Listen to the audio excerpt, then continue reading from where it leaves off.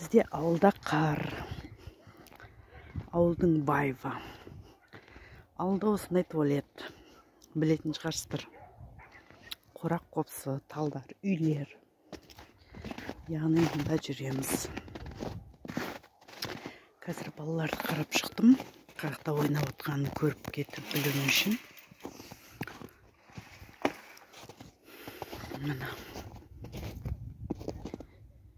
Мына малжан дегендей. Байғұс малдар. Түн ортасы. Күн ортасы дегендей. Қайға жайларын білмей. Мына жақтың бәрі қарын. Бір шөп көрінбейді. Олар жайлатын жер таппай мұнда тұр. Әрине үйден шөп беріледі.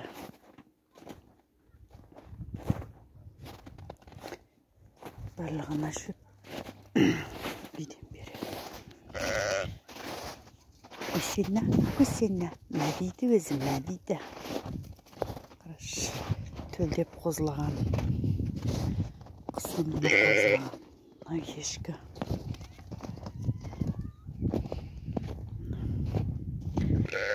Балдары анда ойнап жатыр екен. Сырғанақ теуіп жатыр екен балдар.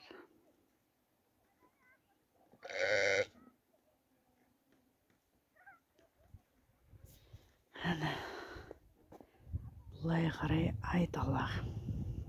Қар. Жер. Дала күн жылып бүгін әжептеуір. Дөңнен сырғанап жүр балдар. Мынау сыртқы ауылда осылай туалет үйлерінен алыстау жерде тұрады. Үйлер соседский. Ауылдың байфы осылай шөп жинайды. Қысқы шөптерін. Ана бұлай қарай үй жоқ.